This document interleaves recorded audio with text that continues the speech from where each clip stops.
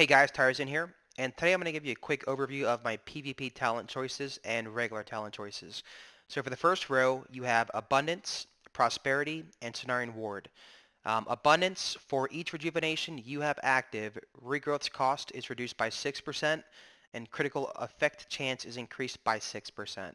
Now for PvE, maybe even RBGs, that might be viable. For Arena, I don't believe this will ever be viable. The next two you have are Prosperity, and for Prosperity, it gives you 2 charges of Swiftmen, and it reduces its cooldown by 3 seconds. The reason I run Prosperity default is because I run Soul of the Forest in this talent row right here. Now, once we get to this talent row, I'll go more into detail about Soul of the Forest and how that works well with Prosperity. Cenarian Ward is also very good. It protects a friendly target for 30 seconds. Any damage taken will consume the ward and heal them for 5,535 over 8 seconds. Now, let's say you're playing 2v2 arena with a rogue or a BM hunter or even a mage. And let's say you fight against a double DPS comp such as a rogue mage.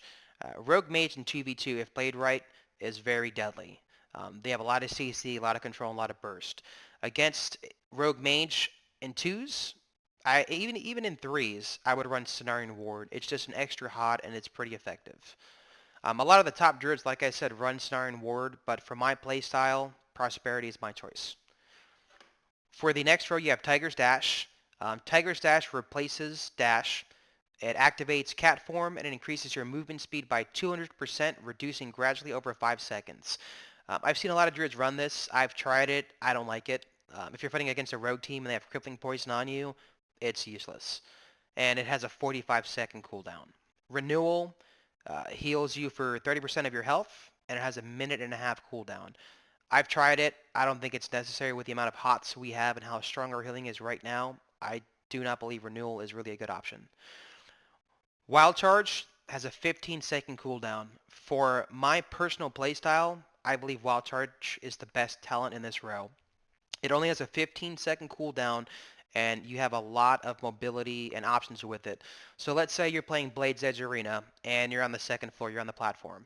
And let's say you're getting trained. They're focusing you and not your teammates. All you got to do is jump down, see if they fall for the bait, jump down with you. You have your friend stand on the edge, and then just leap right back up. Now let's say you're being trained by Warrior DK or Warrior Rep Pally.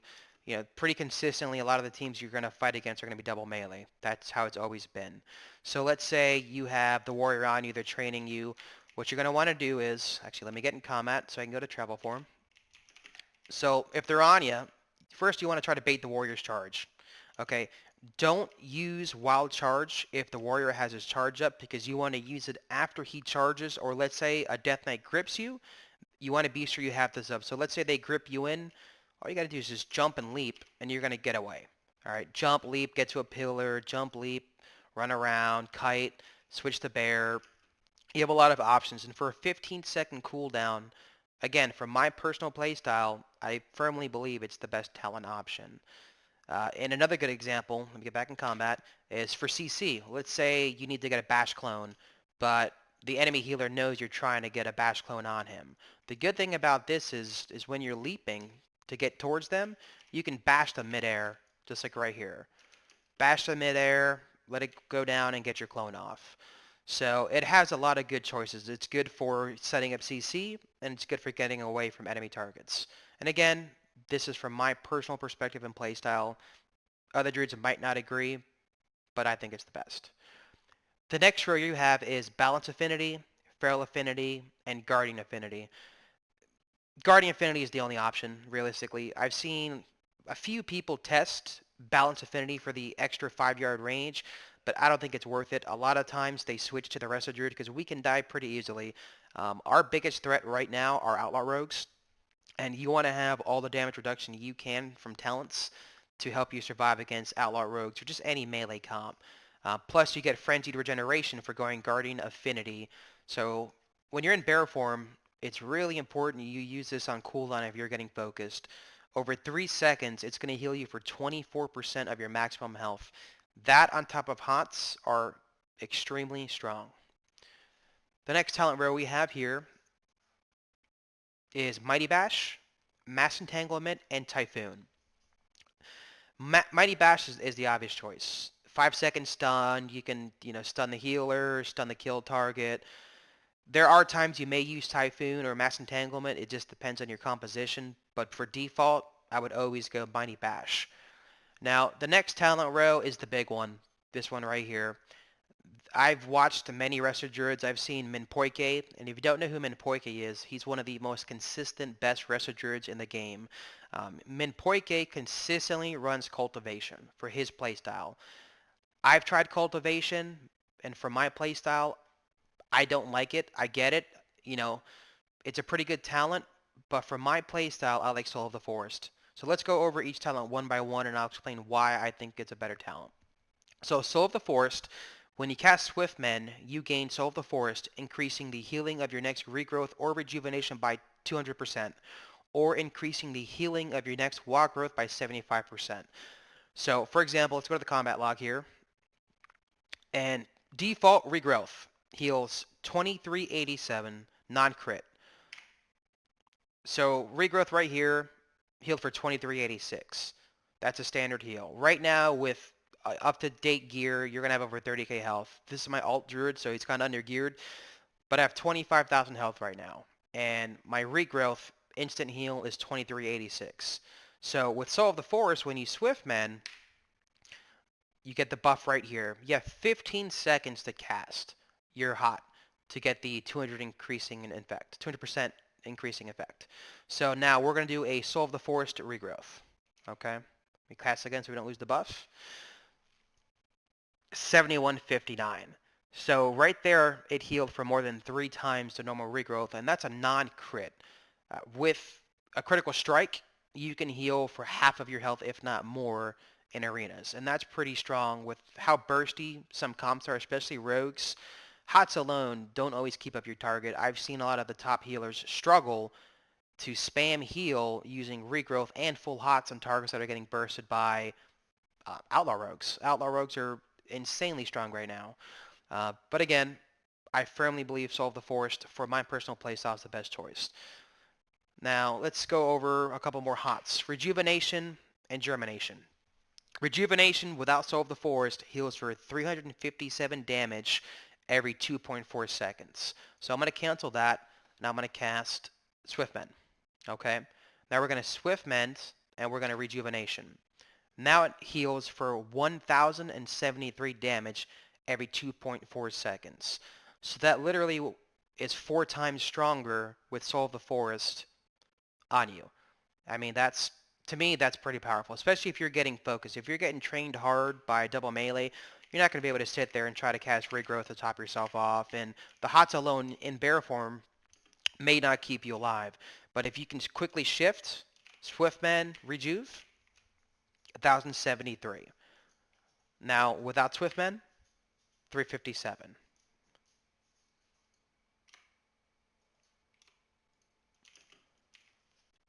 Cultivation. When Rejuvenation heals a target below 60% health, it applies Cultivation to the target, healing them for 503 over 6 seconds. Now, if you're playing against a dampening team, for example, such as Boomkin Warlock, Warlock Shadow Priest, Warlock Fire Mage, Cultivation could be viable because it's an extra hot that you can use to spread against your team if you're getting below 60%. A lot of these talent choices, again, are going to vary on the composition that you're running and the teams that you're fighting. Cultivation by default is not a bad option, but for my playstyle, I'm still going to stick with Soul of the Forest. If you're having trouble surviving against comps in 3v3 arena, let's say you're getting killed in the opener, or you can't survive against double melee, a good starting talent would be Tree of Life. Tree of Life increases healing done by 15%, increases armor by 120%, and it makes you immune to polymorph. And it gives you instant cast regrowth. It makes everything you cast stronger for 30 seconds. But it has a 3-minute cooldown. All the team really has to do is when you blow Incarnation is hide or CC you, and then they're going to go you right out of Tree of Life, or you're just not going to have the ability to keep your teammates alive. It's not a bad talent choice, especially against Rogue Mage, but I believe overall Soul of the Forest and Cultivation are two better options. They're consistently better, and it's not a one-time use. Tree of Life, 3-minute cooldown. Cultivation, it's always going to proc under 60% health on everyone on your team. And Soul of the Forest is a 200% healing increase for regrowth, rejuve, and wild growth. But for wild growth, it's 75%. But in Arena, you're not going to use Soul of the Forest on your wild growth. It's always going to be your regrowth and rejuvenation. The next talent rogue we have has Inner Peace, which reduces the cooldown of Tranquility by 60 seconds. You're never going to use that. Stone Bark, which is passive, reduces the cooldown of Iron Bark by 15 seconds, and it increases healing from your heal over time effects by 20%. This is the only choice for PvP. You're never going to use Inner Peace, and you're not going to use Spring Blossoms. Spring Blossoms, each target healed by Efflorescence is healed for an additional 297 over 6 seconds. This is a no-brainer row. It's always going to be Stonebark.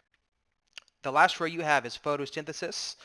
While your Life Bloom is on yourself, your periodic heals heal 20% faster. While your Life Bloom is on an ally, your periodic heals on them have a 5% chance to cause it to bloom. You have Germination, which allows you to apply Rejuvenation twice on the same target. And you have Flourish, which extends the duration of all of your heal over time effects on friendly targets within 60 yards by 8 seconds, and increases the rate of your heal over time effects by 100% for 8 seconds. This is another no-brainer talent row. You're always going to be using Germination. It's extra hot. It's the best talent to pick, in my perspective. Now we're going to go over my PvP talent choices. By default, I use the Gladiator's Medallion, which is your standard PvP trinket. Cyclone for crowd control. Overgrowth, which instantly applies Life Bloom, Rejuvenation, Wild Growth, and Greek Growth's heal over time effect to the target. So I'm going to use it right now, and you can now see instantly I have every hot with the exception of Germination and the Focus Growth effect. Those you'll have to cast on top of it, but let's say your teammate's getting bursted down. It's a good way to try to get them topped off pretty quick. Focus Growth reduces the mana cost of your Life Bloom by 40%, and your Life Blooms also applies Focus Growth to the target, increasing Life Bloom's healing by 30%, stacks up to 3 times. So basically what this does, it reduces the mana cost of your Life Bloom by 40%, which is a lot. If you use it 3 times on your friendly target, it increases its healing by 90%. That is pretty strong. And this effect procs on your teammates. So for example, this random person here, as you can see, cast it 3 times on him, and now Life Bloom healing is increased by 90%. There are some other decent talent choices you can use, and again, it's going to be situational, what comp you're running in and what comp you're fighting. And it also depends whether or not you're doing 2v2 arena or 3v3 arena. For example, in 2v2 arena, I may run Revitalize over Cyclone against a double melee comp. When you're fighting a double melee comp as a healer DPS, you basically need just to survive the initial burst. A double DPS team should not win a long game. The only reason some double melee comps right now are able to last through long games is because off healing is incredibly strong. That will be nerfed and tuned by the time the first season comes out with the Battle for Azeroth launch. So I wouldn't really worry about that being an issue. It's been acknowledged as a problem, and they're definitely going to fix it. Because I've seen games where the DPS is healed almost as much as the healer in a 15-minute dampened game. That should never happen. Now, if you're fighting against double melee as healer DPS, I would use Revitalize over Cyclone generally. Revitalize, what it does is when you cast Rejuvenation, it gives you 2 charges of Revitalize. When you're hit by a melee critical strike, you're instantly healed, and it increases the duration of your Rejuvenation by 2.4 seconds.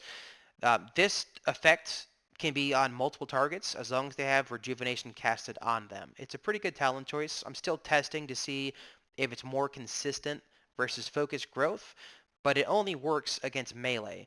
So in the long run, Focus Growth to me is always going to be more consistent because it doesn't matter whether you're fighting melee or caster or ranged classes. Deep Roots. Now, this is an interesting talent. I've tried it a few times and I've noticed it's worked pretty well. If you're fighting, let's say, a completely caster comp and your team is melee, sometimes melee has a hard time sticking to casters. So let's say that you're fighting Frost Mage or Warlock, and you're playing with a Rogue. I'll run Deep Roots and Mass Entanglement instead of Bash because the Rogue has stuns for days. Rogues have so much control. Using Mass Entanglement and Deep Roots, and if you can land that on multiple targets at once, they're going to be stuck in those roots for longer than they normally will, which will allow your melee to have a lot more uptime, which may just end the game a lot faster. Again, it really depends the comp you're fighting. Thorns. I've been asked this a couple times, why do I not run Thorns and what I think about Thorns. I know a lot of other Druids, I've seen them run Thorns. Thorns sprouts a Thorns buff for 12 seconds on the friendly target. When the victim is hit by a melee attack, Thorns deals up to 5% of the attacker's total health and nature damage, and it also reduces their speed by 50% for 4 seconds, and has a 45-second cooldown. If used right, Thorns is very powerful, especially in 2v2 arena, but I don't believe that Thorns is more beneficial than the other talent choices that I already have. Early spring, I've seen a couple people run this. I don't really get it for 2v2 arena. Wild growth is not that strong in comparison to the other talents to be using in arena. In RBGs, this could be a really good talent for just AoE consistent healing for multiple targets, but in arena, I would never use this talent. I hope this video has explained to you guys why I use certain talents. I know I've been asked many questions about my talent choices, why I use them. I want to end by saying that I don't claim to be a rank 1 Druid. I don't claim to be top tier. This entire video is based on my perspective and playstyle. You may agree with some of my choices, you may disagree, and that's the thing about World of Warcraft. You can play how you want. You can use whatever talents you want. Whatever works for your playstyle, that's what you need to be using. And I don't think right now, I don't think anyone can say there's a set best option of talents. There's so many options right now that are viable, and a lot of it really does factor into what comp you're playing and whether it's 2v2 or 3v3 arena. And the good thing about next expansion is that 2v2 arena, you're actually going to be rewarded for doing it. I know a lot of people don't do twos as much or take twos seriously because there's no rewards for it. But with next expansion, you can get up to Duelist in 2v2 arena. You can get other titles and mounts. So some of the talent choices you're going to use is going to depend on whether it's 2v2 arena, 3v3 arena, and what composition you're running. When the expansion comes out and all of the tuning and nerfs are done, I'll make a more detailed and specific guide at that time of what I think is the best. Everything in this video that you're watching now is at a 110 perspective and also on the beta server. These same talents that I went over right now is what I'm using on the beta, and I still believe on the beta these are the best talent choices for my playstyle. If you guys have any questions at all, feel free to send me a message in game, message on YouTube, on Twitch. I will be streaming consistently for Battle for Azeroth. Starting next month, I'm going to have a schedule change, which will allow me to have a set stream schedule. And I will be streaming PvP, both RBGs and Arena, as well as PvE on my Mistweaver Monk. I appreciate you guys taking the time to watch my video. Like I said, any questions, feel free to ask. Thanks.